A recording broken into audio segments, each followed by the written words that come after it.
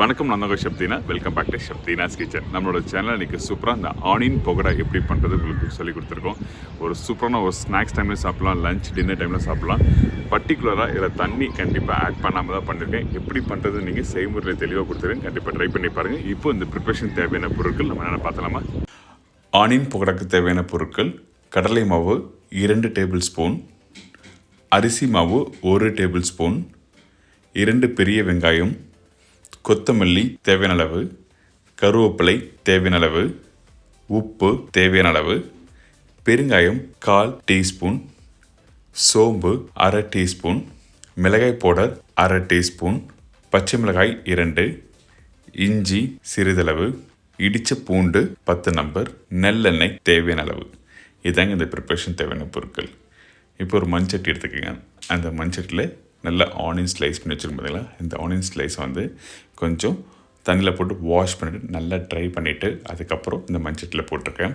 அதுக்கப்புறம் பச்சை மிளகாய், கருவேப்பிலை, இஞ்சி, கொத்தமல்லி, உப்பு, சோம்பு, மிளகாய் பவுடர், பெருங்காய பவுடர், இடித்த பூண்டு வந்து நான் தோலோடு நல்லா இடித்து வச்சுருக்கேன். ஸோ அந்த இடித்த பூண்டு தான் ஆட் பண்ணியிருக்கோம். இப்போ நம்ம என்ன பண்ணால் நம்ம தேவையான இன்க்ரீடியன்ஸ் எல்லாத்தையும் இதில் ஆட் பண்ணியாச்சு. அதாவது இந்த வெங்காயத்தோட இதை நல்லா மிக்ஸ் பண்ணுங்கள். அந்த வெங்காயத்தில் ஈரப்பதம் இருக்கும். ஸோ அதனால் வந்து நான் தண்ணி ஊற்றுறப்போட போடாமல் நல்லா அந்த ஆனியன் மசாலாவை எல்லாத்தையும் டுகெதர் நல்லா ஃபஸ்ட்டு நல்லா மிக்ஸ் பண்ணுறேன். மிக்ஸ் பண்ணினா உங்களுக்கு கொஞ்சம் லைட்டாக என்ன பண்ணணும், ஈரம் வர ஆரம்பிக்கும். ஏன்னா வெங்காயத்தில் வந்து தண்ணி பதம் அதிகமாக இருக்கும். ஸோ அதனால் வந்து கொஞ்சம் நீங்கள் அந்த தண்ணி ஆட் பண்ணாமல் அப்படியே நல்லா மிக்ஸ் பண்ணி வச்சுருங்க. அதுக்கப்புறம் கடலை மாவும் அரிசி மாவும் 2 ரேஷியோ ரொம்ப இம்பார்ட்டன்ட். கடலை மாவு 2 ஸ்பூன் போடுறீங்கன்னா அரிசி மாவு வந்து 1 ஸ்பூன் தான் ஆட் பண்ணணும். அதாவது 2க்கு 1 அந்த ரேஷியோவில் ஆட் பண்ணணும். இப்போது கடலை மாவு அரிசி மாவு ரெண்டுமே ஆட் பண்ணியிருக்கோம். இதுக்கு பிறகு வந்து கொஞ்சம் லைட்டாக ஆயில் ஆட் பண்ணுறோம். சில பேர் கடையில் தான் டால்டா ஆட் பண்ணுவாங்க. டால்டா வேண்டாம், நான் வந்து நல்லெண்ணெய் மட்டும்தான் 1 ஸ்பூன் அளவுக்கு ஆட் பண்ணியிருக்கோம்.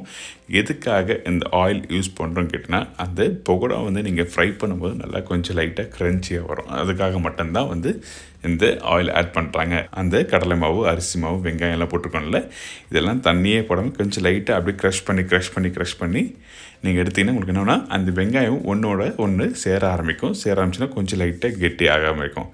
நீங்கள் ரொம்ப ஸ்மாஷ் பண்ணக்கூடாது. ஜஸ்ட் லைட்டாக அது பூ மாதிரி நீங்கள் ஸ்மாஷ் அப்படி லைட்டாக கையில் எடுத்து க்ரஷ் பண்ணி எடுத்திங்கன்னா இந்த மாதிரி கரெக்டாக வந்துடும். இப்போது எண்ணெய் சூடாக இருக்குது. இந்த சூடான எண்ணெயில் வந்து கையில் எப்படி போடுறேன்னு பாருங்கள். நீங்கள் கையில் எடுக்கும் போது வந்து உதிரியாக எடுத்த உடனே அப்படி போட்டுறக்கூடாது.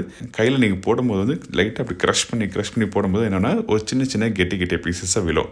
ஸோ அப்போ தான் உங்களுக்கு வந்து அந்த வெங்காயம் வந்து தனியாக போகாமல் கரெக்டாக அந்த கடலை மாவு அரிசி மாவு மிக்ஸ் பண்ணி கரெக்டாக உங்களுக்கு ஃப்ரை பண்ணி எடுக்கும்போது கரெக்டாக வரும். இப்போ இதில் ஆட் பண்ணியாச்சு. நீங்கள் அது மாதிரி பக்கோடா போடும்போது நல்லா ஹை ஃப்ளேமில் வச்சு போடுங்க. ஒரு 50 to 60% அளவுக்கு வெந்த பிறகு தான் கொஞ்சம் லைட்டாக ஃப்ளேமை வந்து ஒரு 60% அளவில் வைக்கணும். இப்போ ரெடி ஆகிடுச்சு. ஸோ இந்த மாதிரி ஸ்டேஜ் வர டைமில் தான் நான் ஒரு 60% அளவில் கொஞ்சம் ஃப்ளேம் கம்மி பண்ணுவேன். ஏங்கன்னா கொஞ்சம் லைட்டாக க்ரன்ச்சியாக வரதுக்காக. இப்போது எடுத்துகிட்டு பார்த்தீங்களா, இப்போ ஒரு அருமையான ஒரு ஆனியன் பக்கோடா ரெடி. கண்டிப்பாக வீட்டில் ட்ரை பண்ணி பாருங்கள். பர்டிகுலராக லஞ்ச் ஈவினிங் ஸ்நாக்ஸில் நீங்கள் சாப்பிட்டா ஒரு சூப்பரான ஒரு ஆனியன் பக்கோடா. எனக்கு இந்த ஆனியன் பக்கோடா இப்போ எல்லாருக்கும் ஈஸியாக தெரிஞ்சாலும் கண்டிப்பாக வீட்டில் ட்ரை பண்ணி பாருங்கள். நாளைக்கு இன்னொரு ரெசிபியோட சந்திக்கிறேன். அதுவரை உங்களிடம் நிறைவேறது கொஞ்சம் தினா. See you. Bye. Take care.